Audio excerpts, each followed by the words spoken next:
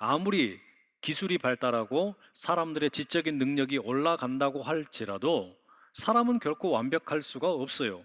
모든 사람은 불완전합니다. 우리가 그래서 자기 연민이 아니라 자기 긍휼이 필요하다 말하지 않았습니까? 따라서 바로 그와 같은 불완전한 사람들이 모여 있는 나라, 도시 역시 불완전할 수밖에 없는 겁니다. 수많은 문제들이 산적해 있는 것이 사실입니다. 1978년에 러시아의 문학가 알렉산드르 솔제니친이 미국의 명문대죠. 하버드 대학교의 졸업식에서 남긴 유명한 연설이 있습니다. 그 일부분에 이런 이야기가 있어요. 우리는 정치와 사회 개혁에 그토록 희망을 걸었지만 결국 돌아온 것은 무엇보다 소중한 자산인 영적 생활의 상실뿐이었습니다. 동양은 지배계급의 부정거래와 음모에 의해서, 서양에서는 과도한 상업성으로 인해 우리의 영적인 생활은 완전히 짓밟혔습니다. 이 솔제니치는 약 40여 년 전에 영적인 부흥의 필요성을 부르짖었습니다. 인간의 과학기술이 점점 발달하고 민주주의가 정착하고 있는 것처럼 보이는 그 미국 사회에서 최고의 명문대학에서 졸업생들에게 이런 연설을 한 겁니다. 여러분들이 나가서 살게 된 세상, 영적인 부흥이 필요하다라고 졸업생들에게 연설을 했습니다. 아무리 우리의 어떤 우주 비행 기술이 발달을 하고 또 물질적인 풍요가 넘쳐난다고 해도 이미 인류는 돌이킬 수 없을 만큼 심각한 영적인 위기와 도덕적 몰락의 상태에 이르렀다라고 진단한 겁니다. 그리고 그로부터 약 한 40여 년이 지났습니다. 지금 우리가 살고 있는 세상은 어떤 것 같습니까? 코로나 팬데믹으로 인해서 몸살을 앓고 있고, 미얀마에서는 군부 독재 세력이 이 백성들을 총칼로 짓밟고 있고, 본래 사계절이 따뜻한 미국의 텍사스는 이상 기후로 인해 눈이 쏟아져 내리며 영하의 날씨가 되고, 북극에서는 엄청난 크기의 한반도만한 크기가 되는 빙하가 녹고 있고, 한국은 출산율이 0.84명인데 아이들을 해외 입양 보내는 이상한 나라가 되어버렸고, 어린 아이들이 여전히 무차별 학대를 당하는 악한 일들이 벌어지고 있고, 젊은 사람, 나이 든 사람, 너나 나나 할 것 없이 모두가 주식에 몰두하고 부동산에 올인하는 이상한 일들이 우리 주변에 벌어지고 있습니다. 여러분, 이런 모든 것은 결코 수수방관할 수 없는 일들입니다. 솔제니친이 꿰뚫어 본 영적 위기와 도덕적 몰락이 지금 우리 시대에 보다 더 짙은 어둠으로 다가오고 있습니다. 그러니 여러분, 우리가 어떻게 하면 좋겠습니까? 진심으로 우리는 이 세상을 위해서 기도해야만 합니다. 우리 각자가 자기 자신의 내면과 우리 각자 자기의 문제를 위해서 기도하는 것도 참 좋은 일이고 중요하지만, 그보다 더 중요한 일, 어쩌면 우리가 함께 살고 있는 이 세상이 하나님의 뜻대로 이루어지는 세상이 되도록 기도해야 한다라는 말입니다. 코로나 상황에서 교회가 여러 가지로 추문에 많이 휩싸이고 있는데, 그런 와중에 아니 우리가 무슨 기도한다라고 그러면 세상이 비웃을지도 모릅니다. 또 어떤 분들은 아니 내가 기도한다고 세상이 변하겠나?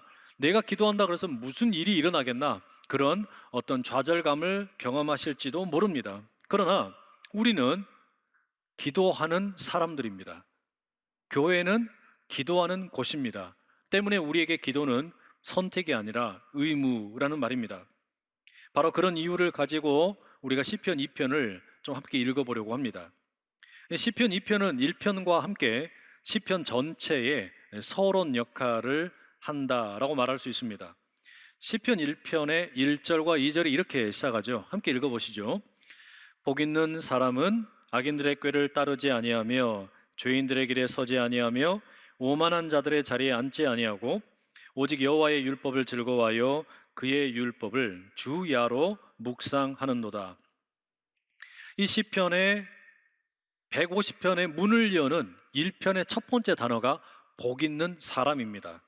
그 이야기는 시편 150편 전체의 주제가 도대체 행복한 인생이라는 게 뭐냐, 우리가 행복한 인생을 산다라는 게 뭐냐, 이것을 이야기해 주는 것이라 할 수 있습니다. 시편 1편은 그 행복한 인생이란 악한 자들을 멀리하고 하나님의 말씀을 즐겁게 여기고 묵상하는 인생이라고 선언합니다. 그러면 시편 2편은 뭘 노래합니까? 시편 1편이 복 있는 사람을 하나님의 말씀을 묵상하는 사람이라고 이야기했는데 그 결과가 무엇인지 구체적으로 보여줍니다. 시편의 2편 마지막 12절 이렇게 되어 있죠. 여호와께 피하는 모든 사람은 다 복이 있도다. 이처럼 시편 1편의 시작이 복 있는 인생이었는데 시편 2편의 맨 마지막도 복 있는 인생으로 끝이 납니다.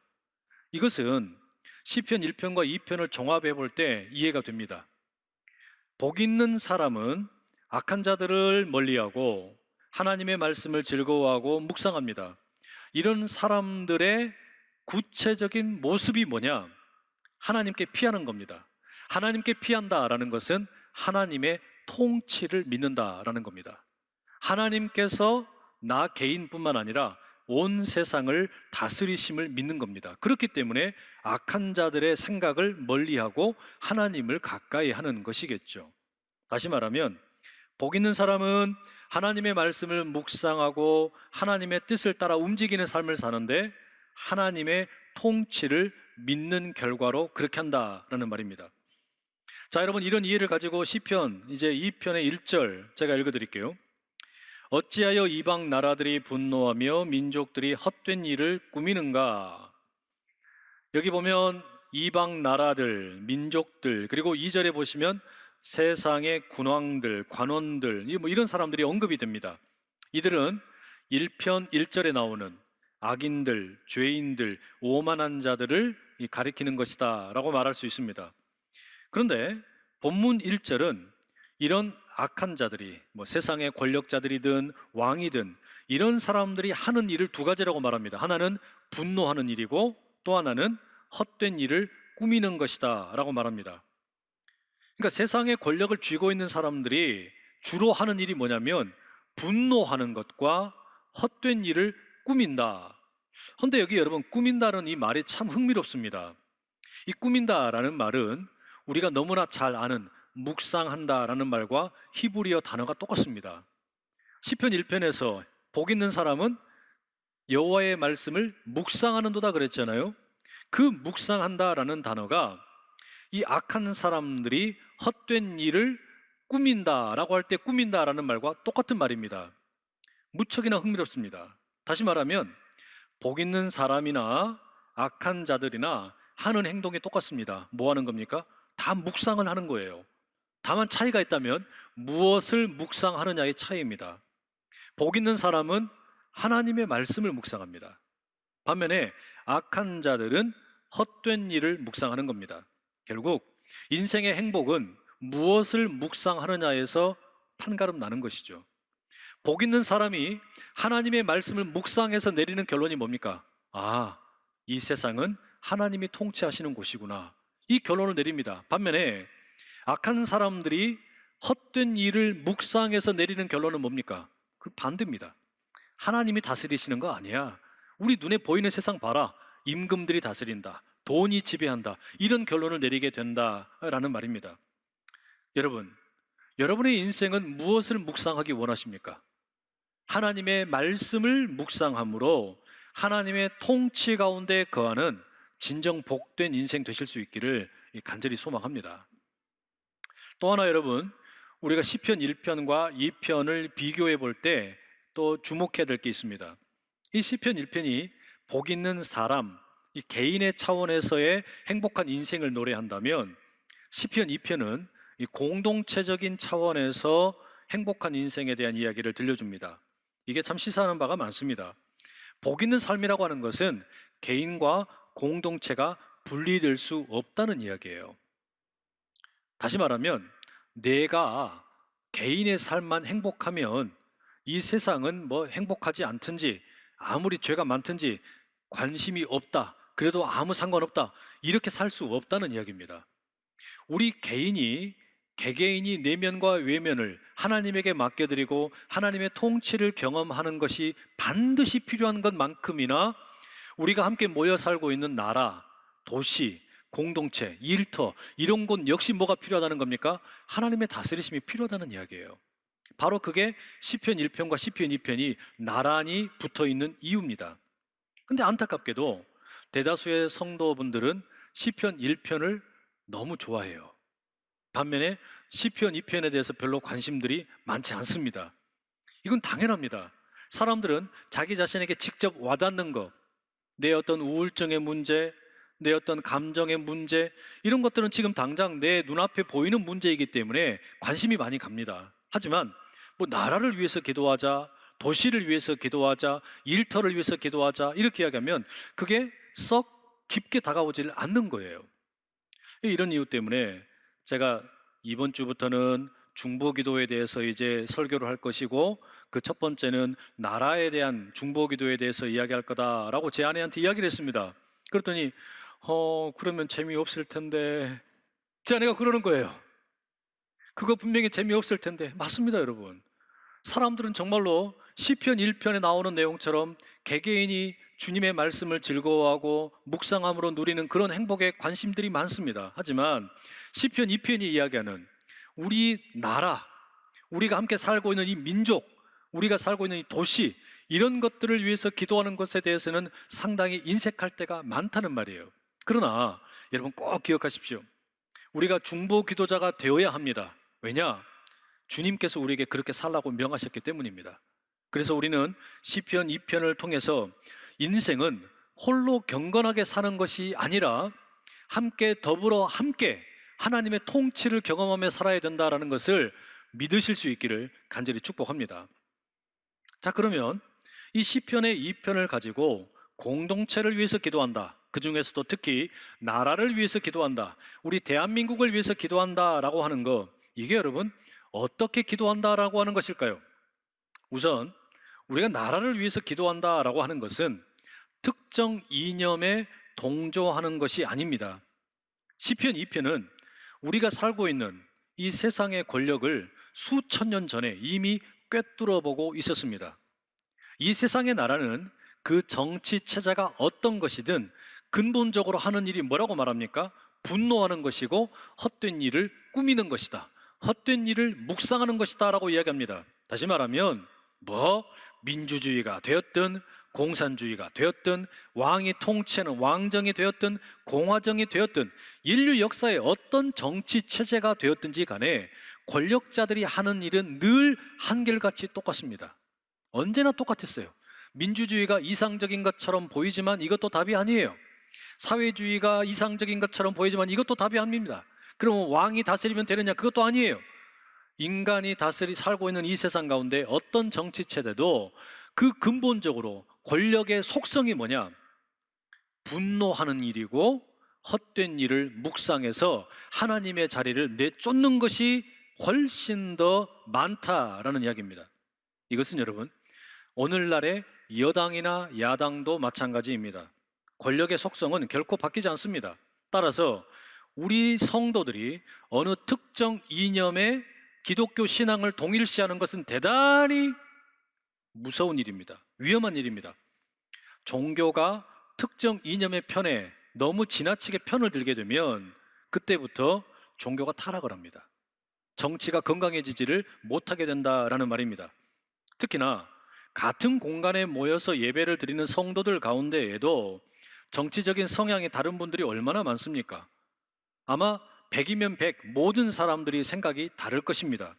태극기 부대도 있고 촛불 시민도 함께 여기서 예배를 드리는 겁니다. 그러면 여러분, 우리가 어떻게 나라를 위해서 기도해야 합니까? 4절을 보십시오. 하늘에 계신 이가 웃으시며 주께서 그들을 비웃으시리로다. 하나님께서 이 세상의 통치자들, 세상의 왕 노릇하는 지도자들을 보면서 비웃는다라고 이야기합니다.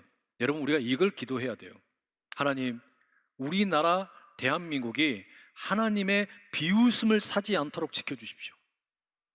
하나님께서 비웃으시는 그런 나라 되지 않도록 하나님의 통치를 인정할 수 있고 하나님을 두려워하고 하나님을 경외하는 나라가 되게 해주십시오. 우리의 기도가 이게 되어야 된다는 이야기예요. 하나님의 자리를 부정하고 헛된 일을 매일 묵상하고 그것이 전부인 양 인간이 하나님의 자리를 차지하고 피조물인 존재에, 피조물인 주제에 창조자인 것처럼 행세하는 그런 모든 것들을 우리가 내려놓을 수 있도록 기도해야 한다라는 말입니다. 그러니 여러분, 우리가 나라를 위해서 기도할 때 무엇보다 먼저 기도해야 될 것은 우리나라가 하나님을 두려워할 수 있게 해주십시오. 하나님의 통치를 받아들이고 두려워할 수 있게 해주십시오. 기도해야 합니다. 또 하나 여기서 중요한 게 있어요.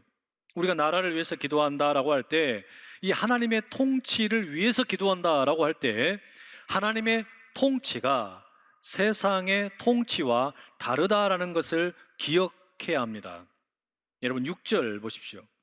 내가 나의 왕을 내 거룩한 산 시온에 세웠다 하시리로다. 하나님께서 이 세상을 통치하시는 방법은 하나님께서 택하신 왕을 통해 하신다라는 겁니다. 그런데 이 시온산이라고 하면 예루살렘의 어떤 임금을 말하는 거잖아요. 이스라엘의 임금을 가리킵니다. 그러면 이스라엘의 임금이 온 세상을 다스리신다, 뭐 그런 표현이 되겠죠. 10절과 11절에 또 이런 말씀이 나옵니다. 그런즉 군왕들아 너희는 지혜를 얻으며 세상의 재판관들아 너희는 교훈을 받을지어다. 여호와를 경외함으로 섬기고 떨며 즐거워할지어다.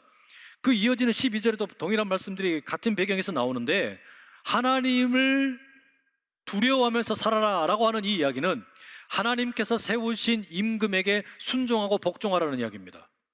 하나님께서 세우신 임금이 누굽니까? 이스라엘 왕이에요. 그러면 이방의 모든 왕들은 하나님이 세운 이스라엘 왕에게 순종하라, 그게 지혜라고 이야기합니다.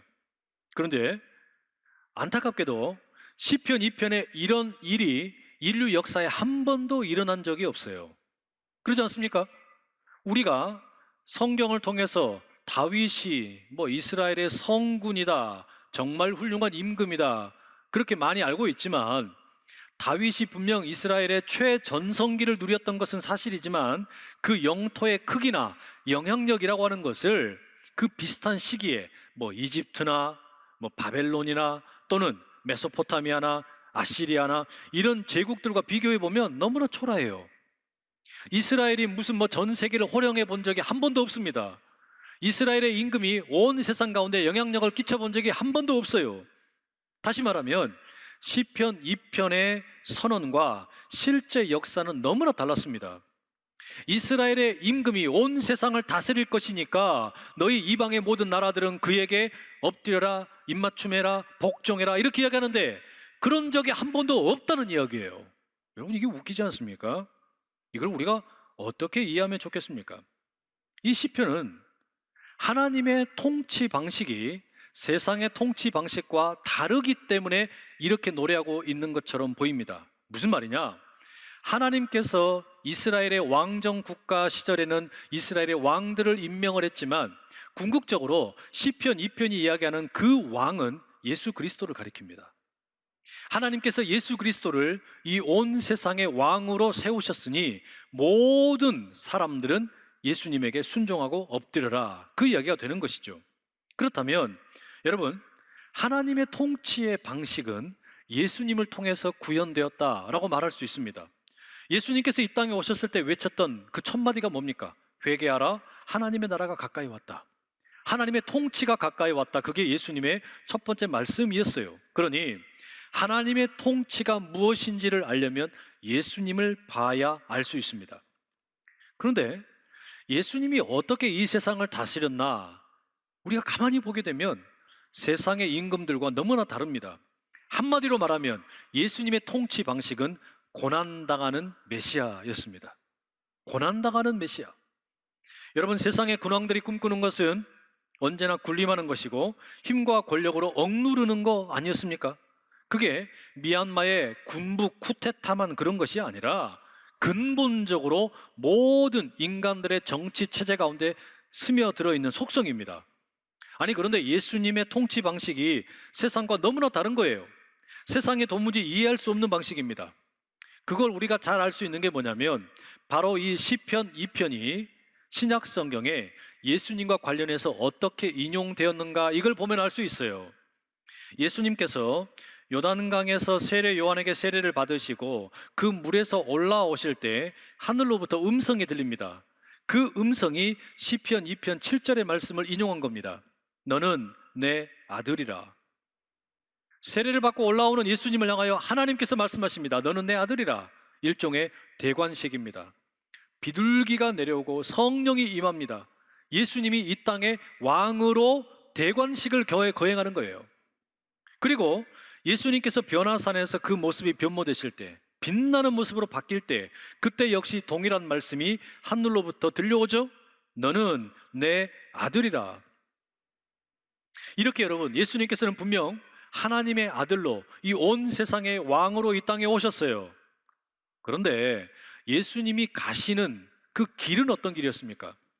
마가복음 9장 7절에 보면 변화산에서 예수님이 하나님의 음성을 들을 때 너는 내 아들이라, 이 음성과 함께 제자들을 향하여 이런 음성이 덧붙여집니다.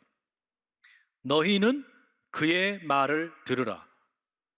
제자들에게 왕으로 이 땅에 오신 예수님의 말을 들으라, 예수님의 말씀을 들으라, 하나님이 말씀하신 거예요. 자, 그러면 예수님이 거기에서 무슨 이야기를 하십니까?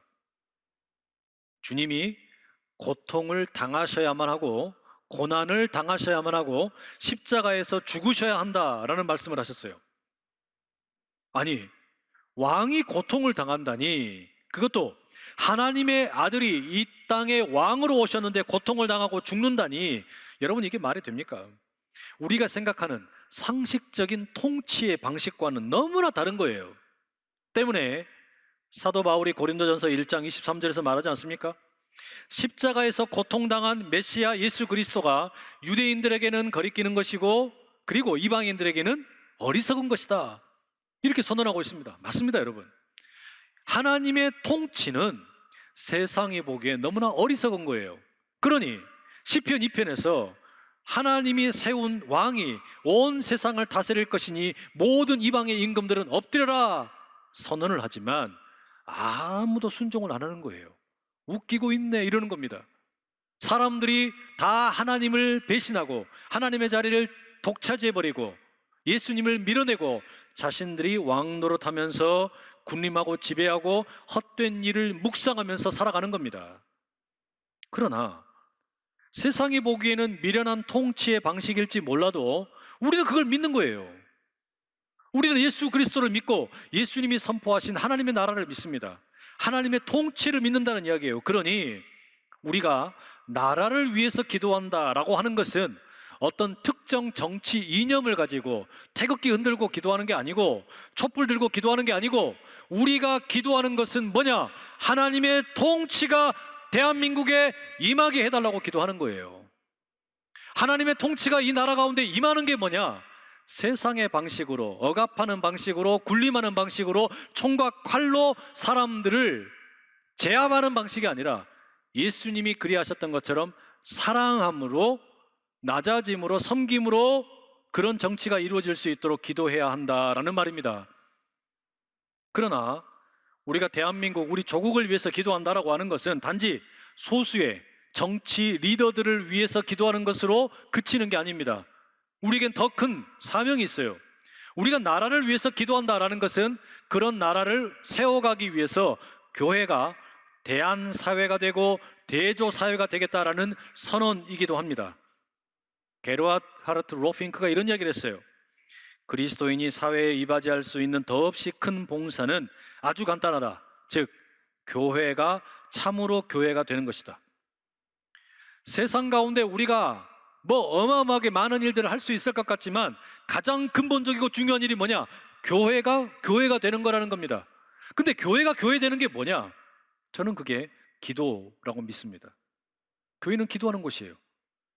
너무나 소극적인 것처럼 보이고 아무것도 아닌 것처럼 보이지만 우리는 이 나라를 위해서, 대한민국을 위해서 기도하는 일이 가장 중요하고도 소중한 일이라는 것을 믿는 겁니다. 우리가 그 일을 급진적으로 기도할 때, 우리가 정말로 대한민국에 하나님의 통치가 임하는 나라가 되게 해달라고, 특정한 정치 이념에 의해서 지배당하는 나라가 아니라 이 대한민국이 하나님의 통치의 방식대로, 세상의 방식이 아니라 하나님의 방식대로 지배당하는 그런 나라 되게 해달라고 정말로 믿고 기도하면 우리는 그렇게 될 거라고 믿고 기도하는 거예요. 설령 우리가 살고 있는 이 시대에는 그게 이루어지지 않을지라도 예수 그리스도께서 다시 오실 때에는 이 땅에 하나님 나라가 온전하게 임할 것을 믿고 기도하는 겁니다. 우리는 그때까지 이 기도를 쉬지 않고 계속해서 나라를 위해서, 민족을 위해서 기도하는 겁니다. 남한과 북한이 통일되는 것 너무나 중요한 일입니다. 그러나 더 중요한 건 뭐냐? 통일된 한국이 하나님의 기뻐하심을 입는 나라가 되는 거예요. 이 남한이 어떤 일들을 감당하고 경제가 성장을 하고 우리가 뭐 모든 누릴 것들을 많이 누리는 것도 중요하지만 더 중요한 게 뭐냐? 진정으로 하나님의 통치가 임하는 나라가 되는 게 더 중요한 거예요. 그게 우리의 기도 제목이라는 이야기입니다.